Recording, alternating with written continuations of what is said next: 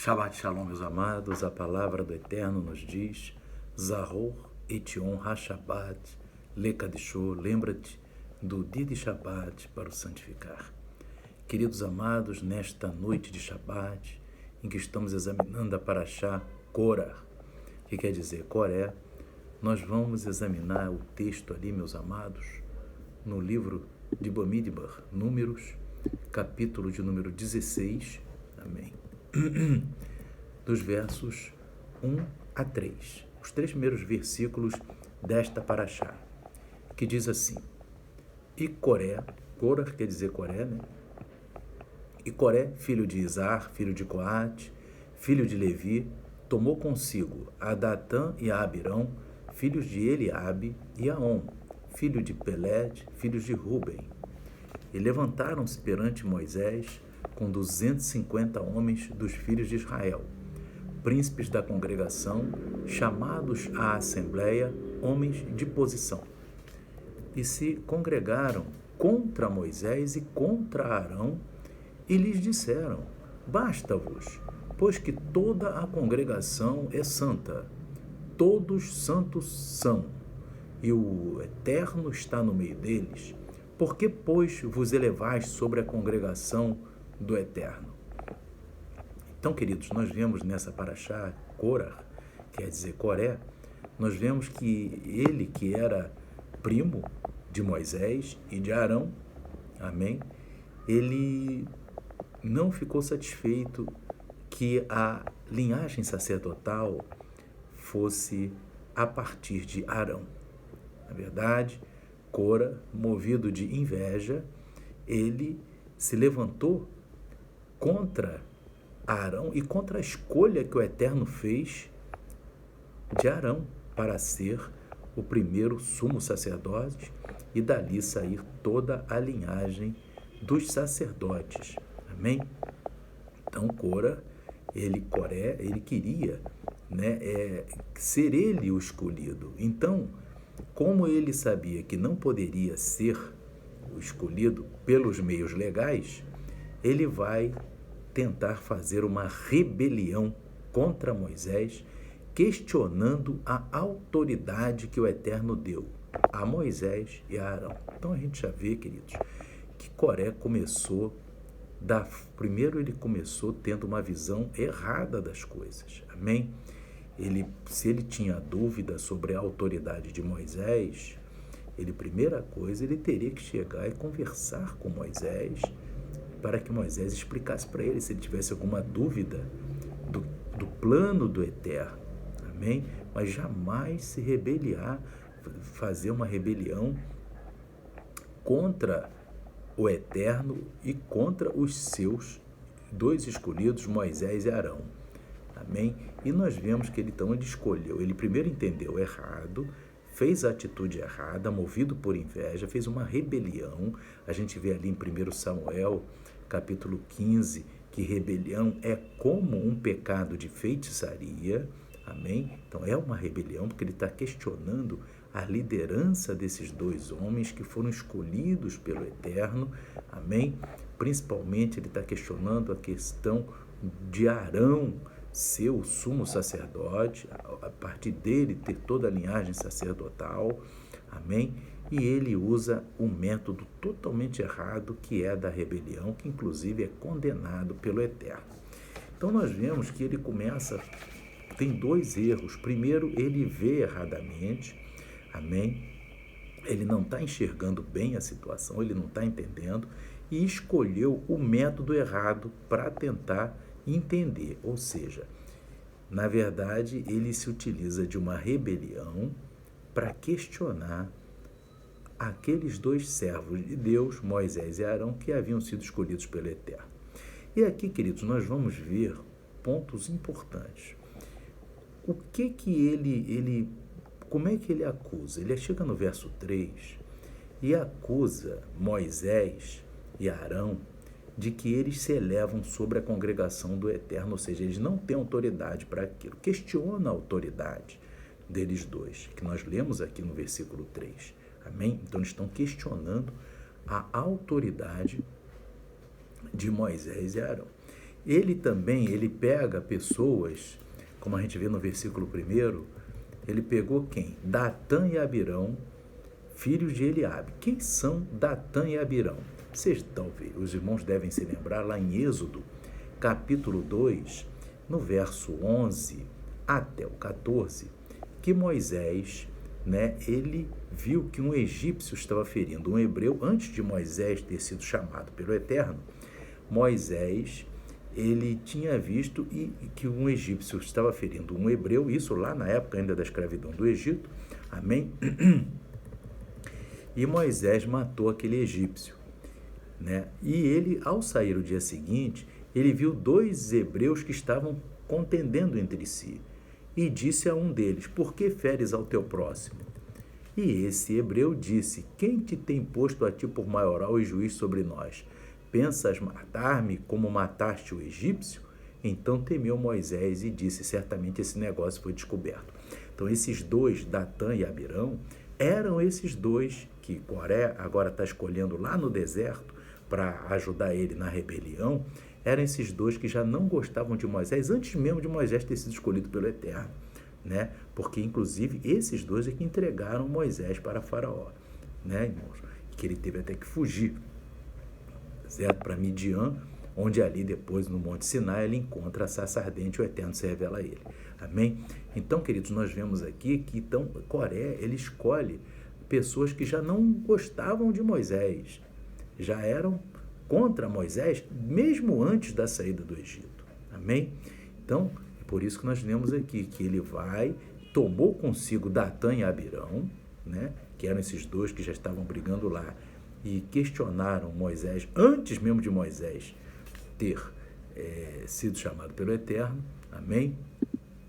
E nós vamos ver, queridos, que o que acontece? Coré fez essa rebelião, como muitas pessoas fazem rebeliões, e assim, rebeliões até que não aparecem, mas são rebeliões. Principalmente, queridos, quando a pessoa ela está criticando, alguém, amém, naquilo que ela mesma é errada. Amém? Então nós vemos isso muito acontecer. É isso que é o fundo dessa paraxá. E nós vamos ver que Yeshua HaMashiach, mais tarde eu vou falar com os irmãos, que ele está comentando a paraxá Korah, quando ele está pregando ali em Mateus 7. A gente vai chegar daqui a pouquinho lá, tá, irmãos? Porque Yeshua, ele só pregava a Torá, meus queridos? Ele é um rabino, que pregava a Torá, um rabino itinerante, e todas as palavras dele nas Escrituras estão baseadas na Torá do Eterno, amém? Que é a Torá dele próprio.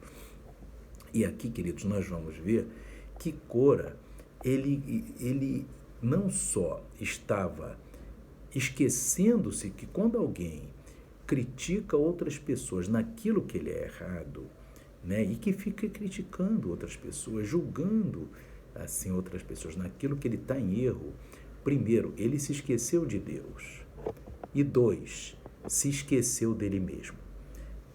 O que é se esquecer de Deus? Nós sabemos que o nosso eterno Deus, ele é muito misericordioso. É o maior atributo, um dos maiores atributos do Eterno é a misericórdia. O que é a misericórdia? O Eterno tampa os olhos para o pecado dos homens? Não, ele não tampa os olhos. Amém? Sabe que o Eterno julga e traz tudo a juízo. Mas a gente sabe, meus irmãos, que o Eterno, ele procura maximizar as coisas boas de cada pessoa e minimizar as coisas ruins. É isso que ele faz. Ele procura observar maximamente aquilo que alguém tem de bom e procura ver minimamente aquilo que alguém tem de mal. Isso é que é a misericórdia. É assim que nós devemos ter misericórdia. Porque, inclusive, ali no livro de Tiago, a palavra de Deus diz que o juízo será sem misericórdia com aquele que não usou de misericórdia.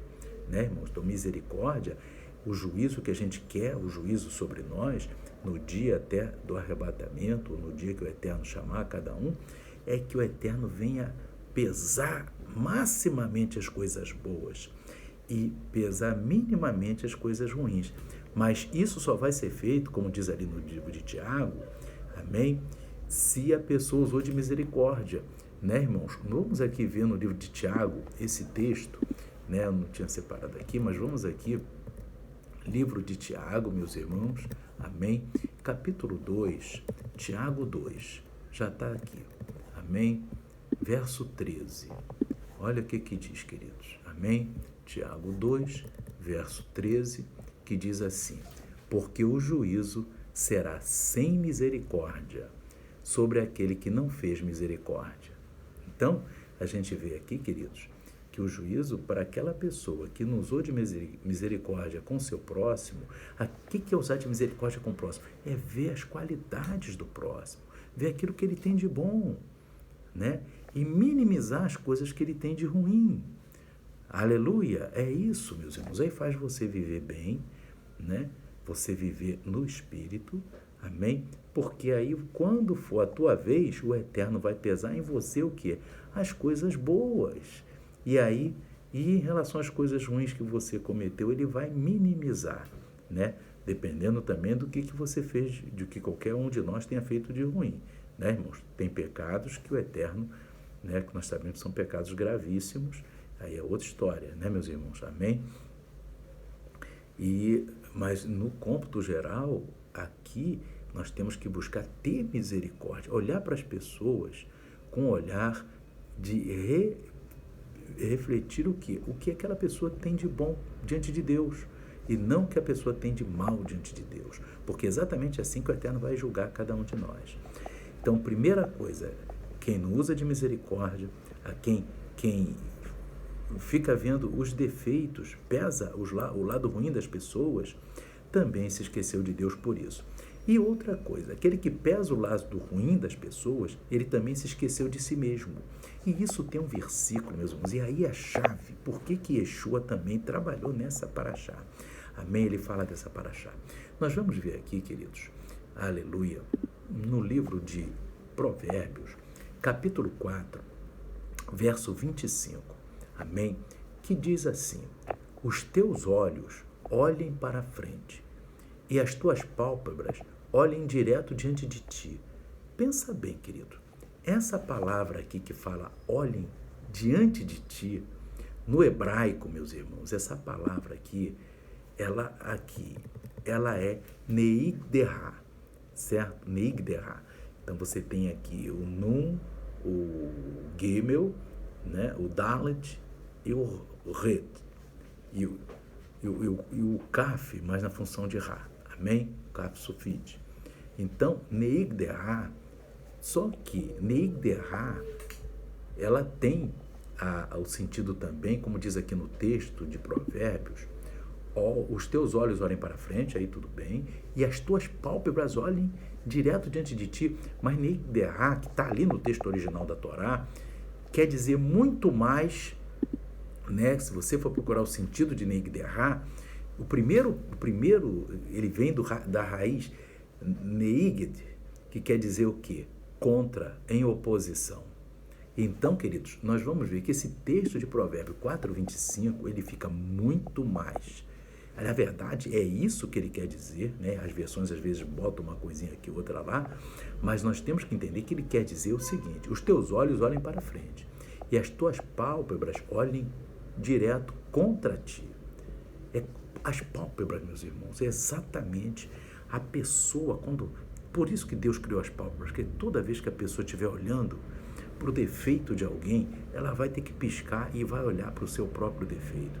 Ou seja, vai olhar para dentro de si, que quando ela fecha os olhos, está olhando para dentro de si.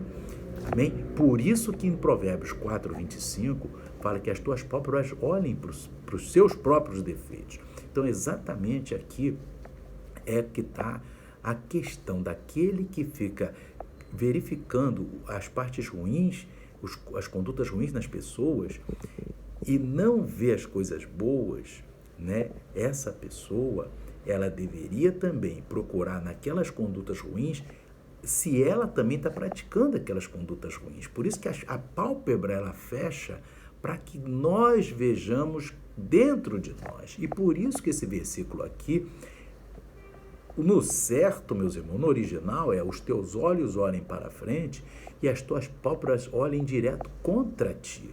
Quando você fecha, você está olhando para você e você veja se aquele defeito que você está olhando com os olhos abertos, também você tem. Quando a pálpebra fecha, você vai olhar se você tem aquele defeito também. E nisso você vai procurar se corrigir, em vez de ficar criticando os outros. Isso é que é importante. Amém? E o Eterno, meus irmãos, ele fala exatamente isso. Que quando você faz esse exercício, né, irmãos, você vai procurar corrigir os seus erros e vai se preparar para a salvação. Amém? Para o arrebatamento, para ter uma vida eterna.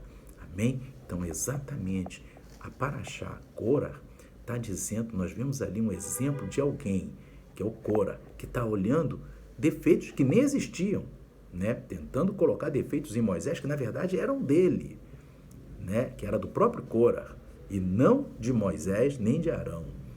Né? Então, muitas vezes as pessoas estão olhando o defeito nos outros que as pessoas nem têm.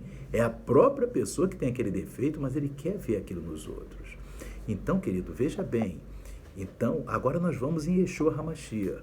E Yeshua HaMashiach, quando ele vai pregar ali em Mateus, capítulo 7, amém? No versículo 3, ele está dizendo exatamente, está falando, se referindo a Parashá Korah. Amém? É porque ele está explicando a Parashá Korah.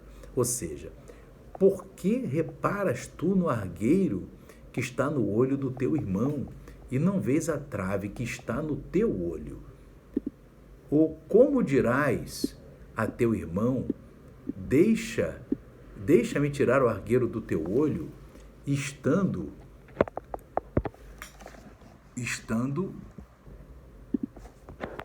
uma trave no teu. Amém? Eu estou vendo aqui.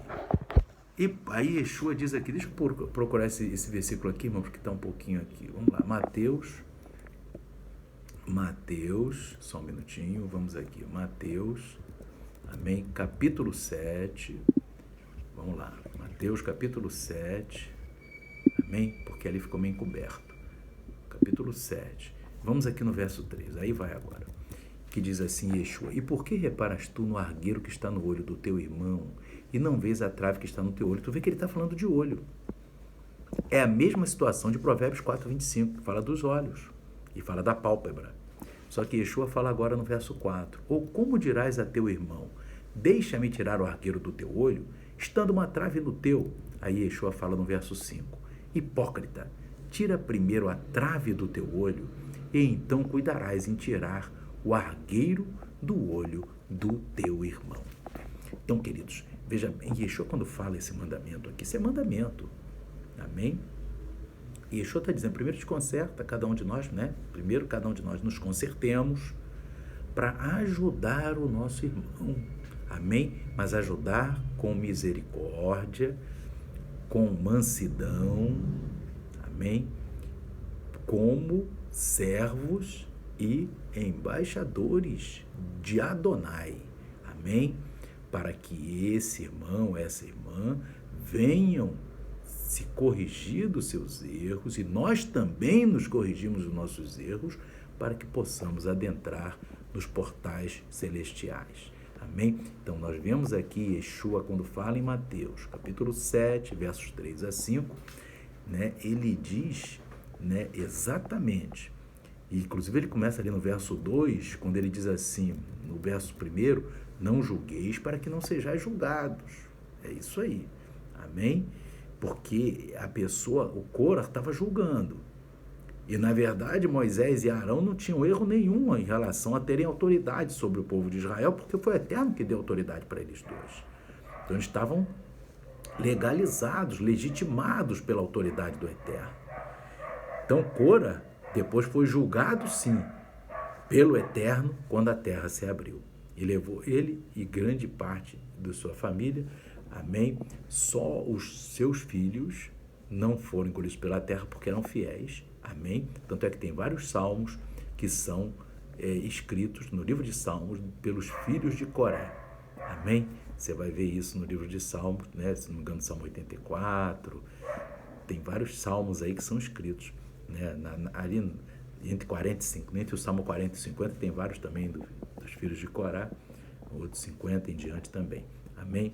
Então, queridos, que nós possamos, amém, ter esse sentimento de olhar para os nossos erros e não olhar para o erro do próximo, para que a gente venha melhorar.